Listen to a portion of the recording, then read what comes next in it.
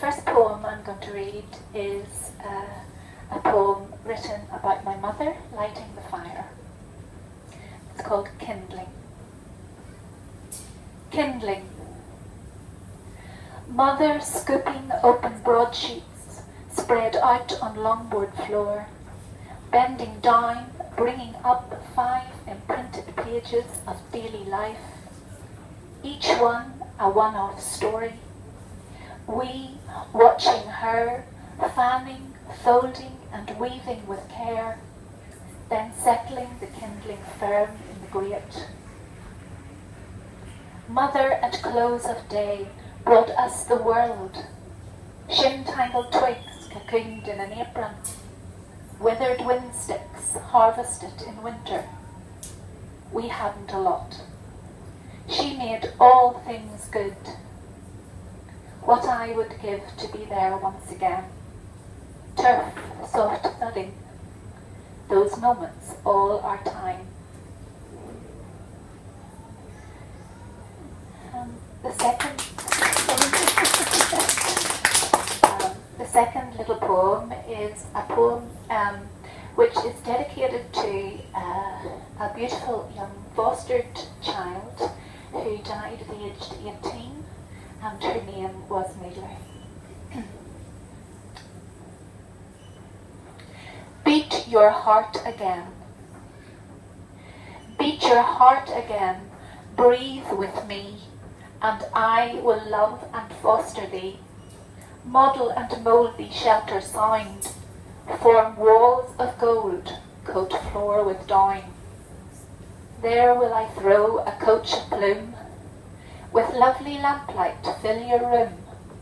Clothe you dear in robes of velvet, armoured anklets, opaled armlet. Lift your head again, walk with me, and we will all life's wonders see, in countries, mountains, gorge and glen, the beauteous scenes our poets pen. There will you rest on seat of stone, drink in the colours, the hues and the tone, by burbling brooks in whose babble blithe little birds dip and dabble. Live your life again, with me bide, be my adored, do not have died. Beat your heart again, lift your head, breathe and walk by me, be not dead. But you cannot, all hope is gone, the moving finger writ moved on. Now in my mind and soul you with me bide, here you live, my darling, you have not died.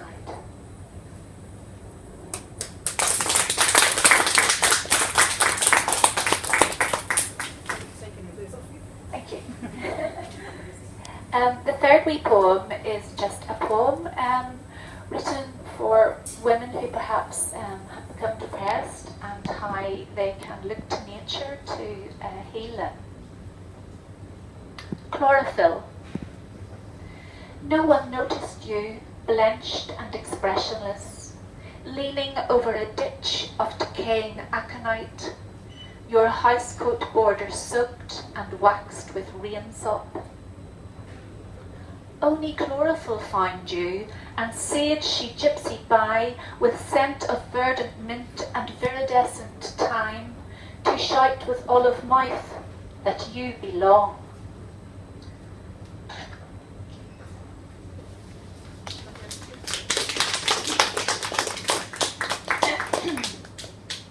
And the fourth one is just a little poem which I dedicated to my father.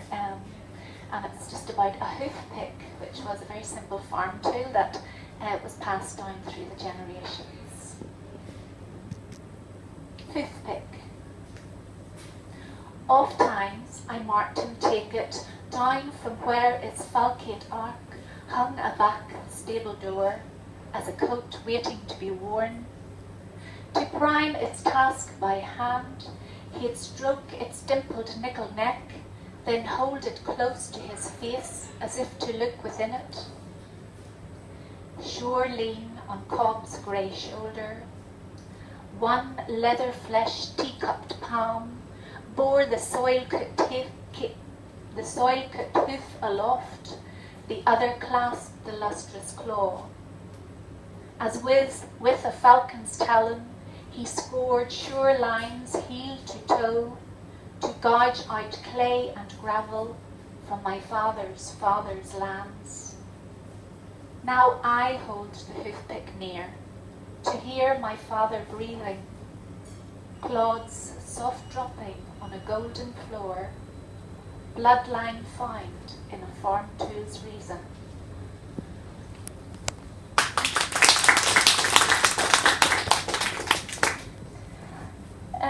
The next one is called The Psychopathic Leader, and it was really written, I suppose, with concern that sometimes we vote into leadership people who perhaps we should not vote into leadership. And I was thinking of Donald Trump, you're right. The Psychopathic Leader. Abomination, the actor, is forevermore orating.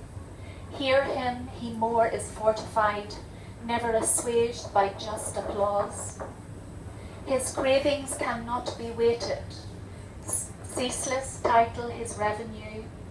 What he pledges he does pilfer, bank not a bond which he declares.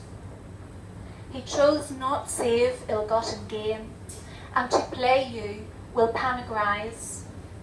Faith not the script that he does preach, for his is relish in deceit.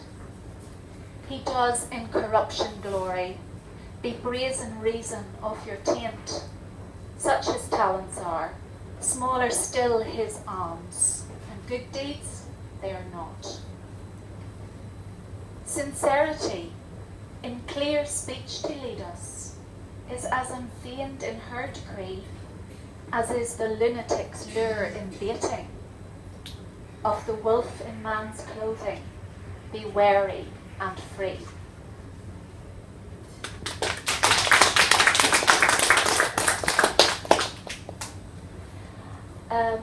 The next poem is called Herald, and it was written in memory of, some of you may remember, the Herald of Free Enterprise ferry disaster.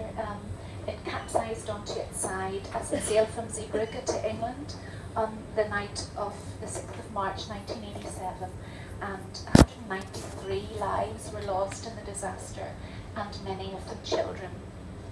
And this poem is dedicated to a little girl aged 4 who died in that disaster.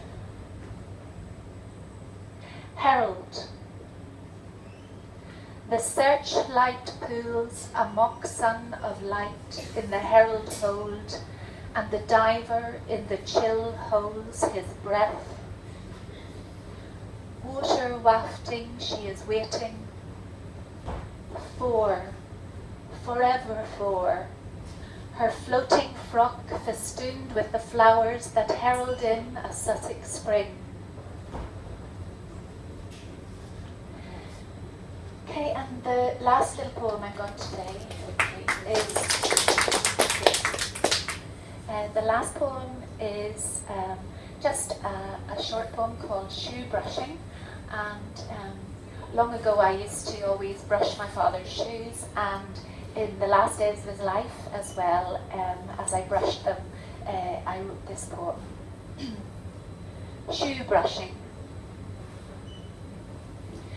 The warmth that hid in father's hearth-dried shoes led me believe the hide had years of wear. Yet, as I gripped the top line of each one, backboned it up, plunged palm under upper, downed thumb over tongue, cupped wrist on collar, the leather struck as a ridged riverbed, claws scratched, cracking clay its matter of course. And so I'd set to brushing new life into old, as he rested near, seeing with a father's gaze the wood shoe brush skim scuffing back and forth, his self beside myself, going all out, brushing hard against the matter of time.